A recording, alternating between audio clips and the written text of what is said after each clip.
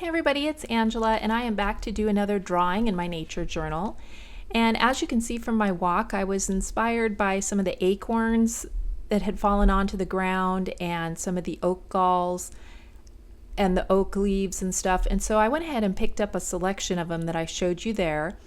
And then I knew it was going to be a while before I would be able to actually draw this in my journal. So I did take this photograph of some of the greenery while it was fresh, and that's what I'm working from now.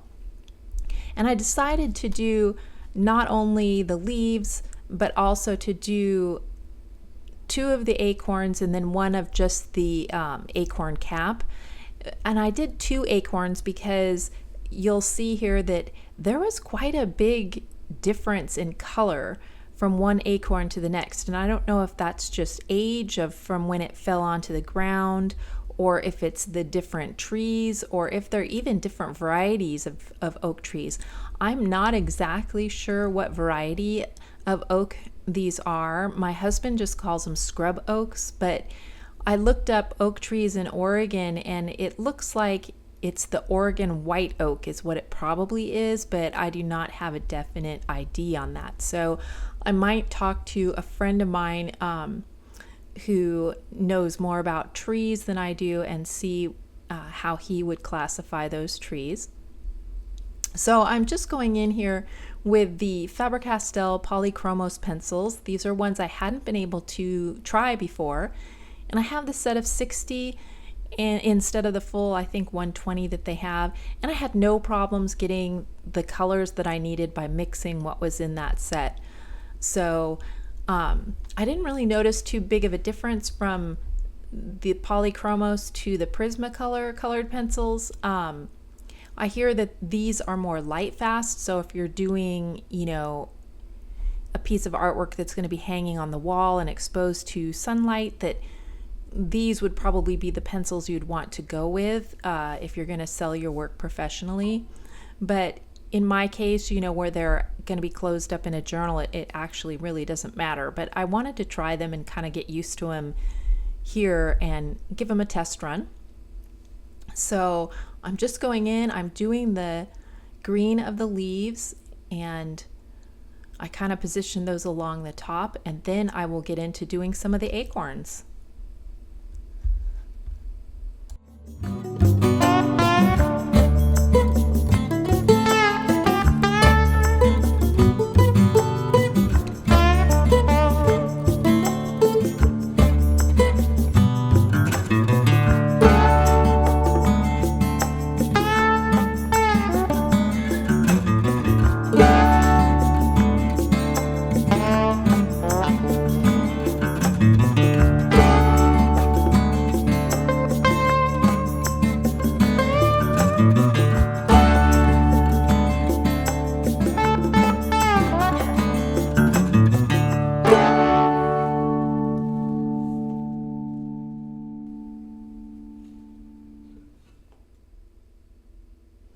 Okay, so now I'm going to start with this acorn, and it is attached to its cap, and then it has another cap there where another acorn has fallen out.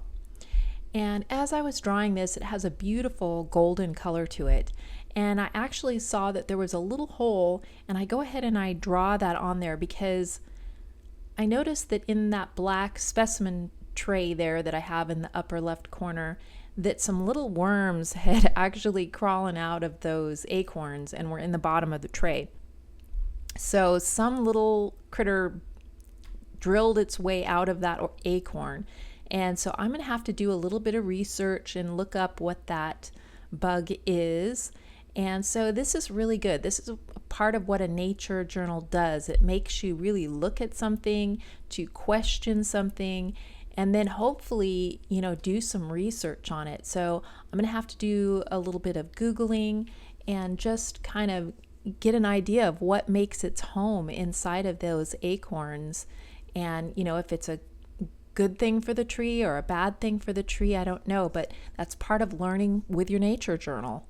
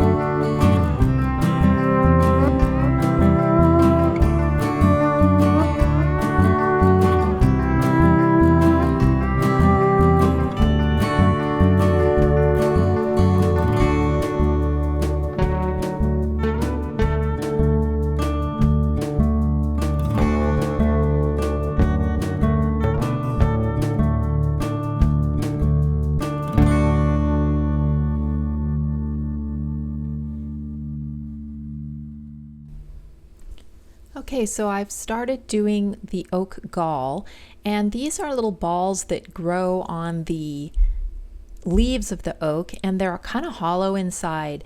And I have looked those up before, and they are made by a small wasp, and it says that they don't hurt the trees at all. They just make these little balls on the trees, and I don't know how they do it. I'm gonna have to do again some more Googling, some more learning, and I would love to find out what time of year they make these, and maybe see if I can't get some video footage of the wasps doing this, or maybe YouTube has some video out there already that I can watch and see. So that would be a lot of fun. But they're beautiful little works of art with these little dots all over, and sometimes there's multiples on a leaf, and they're just really beautiful to draw and look at.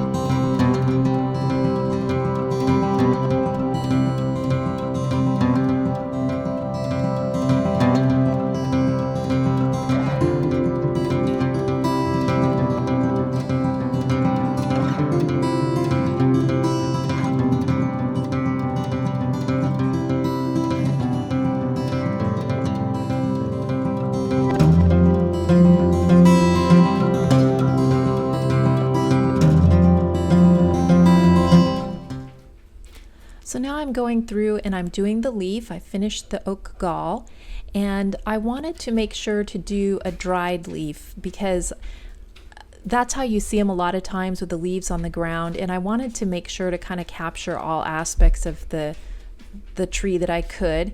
And so I'm doing this. This is the bottom side of the leaf, so it's a little more of a skeleton look to it, a little more veining. So I'm just going in here with my darkest darks and putting those in. And I also did a drop shadow under the two acorns and the acorn cap. And then I'm going to do just a little tiny bit of stamping like I've done on my other entries and my journaling on there. And I don't know why I put this on the upper right hand side instead of on the left hand side where I meant to, but you know, that's how it ended up. But anyhow, I will put my journaling on here, and then I will show you guys the up close pictures of it. So thank you guys so much for watching, and I'll see you next time. Bye.